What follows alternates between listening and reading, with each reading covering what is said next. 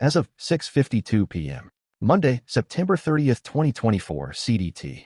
In this video, I'm collaborating with Copilot, my AI assistant, to bring you the latest updates on the critical situation in Asheville, North Carolina. Using advanced search tools, Copilot is helping me gather the most accurate and up-to-date information on the impact of Hurricane Helene, including the involvement of the Army Corps of Engineers, emergency management systems in place, and the ongoing efforts to restore services. Stay tuned for detailed insights and facts. To wake up without power as rescue operations are underway across the region. Fox weather correspondent Robert Ray is live in Asheville, North Carolina. As the sun comes up, Robert, what are you seeing? Are the cleanup crews starting to arrive?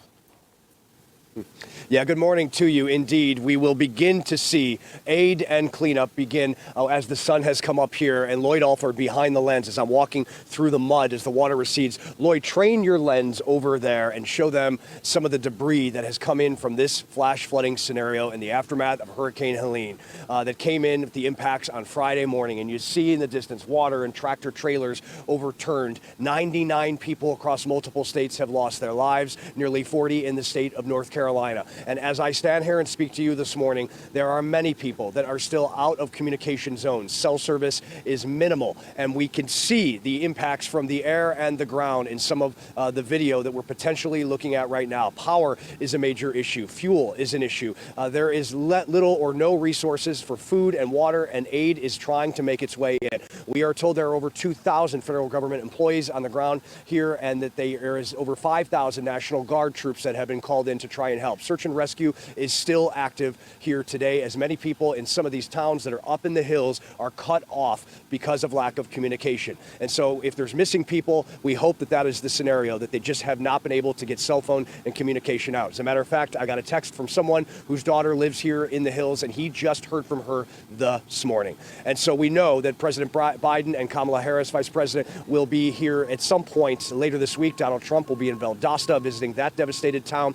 Multiple people are on the ground here trying to assist as far as state, local, and federal government. And on top of that, unfortunately, we have nearly 2 million customers still without power in multiple states, from Florida, Georgia, South Carolina, North Carolina, Tennessee, and Virginia. This is an epic disaster that will likely cost over $100 billion, as Helene has ravaged many people and uprooted lives and taken lives. Back to you guys. As of 6:52 p.m. Monday, September 30th, 2024 CDT.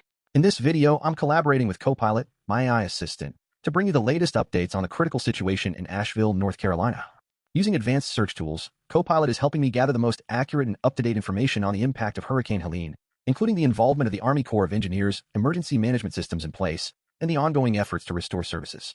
Stay tuned for detailed insights and facts. Let's dive into what's happening in Asheville, North Carolina. Source: Conversation with Copilot, September 30th, 2024. Current situation in Asheville, North Carolina. Asheville has been significantly impacted by the remnants of Hurricane Helene. The city is largely isolated due to damaged roads and bridges, and there's a lack of power and cell phone service.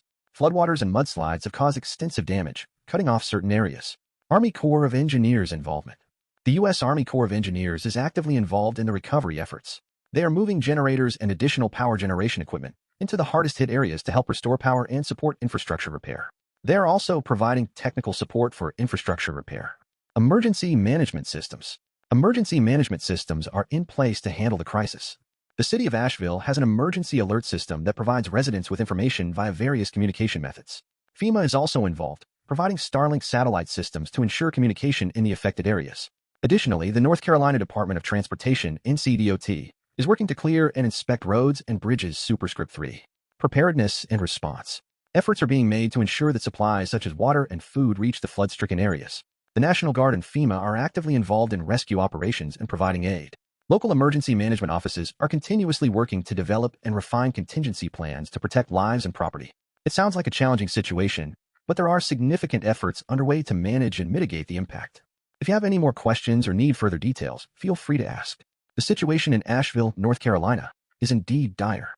Here are the latest details. Current death toll. At least 100 people have died across the southeast due to Hurricane Helene. In Buncombe County, which includes Asheville, 35 people have been confirmed dead. Over 600 people are still missing, and the death toll is expected to rise as rescue operations continue. Potential future deaths.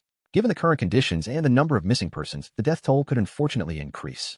The exact number is hard to predict, but emergency services are working tirelessly to locate and rescue those missing. Restoration of services. Power restoration. Duke Energy estimates that nearly all customers outside the western parts of the Carolinas should have power restored by September 29th. However, for the hardest-hit areas, it might take longer. Communication and infrastructure. The Army Corps of Engineers and FEMA are actively involved in restoring communication and infrastructure.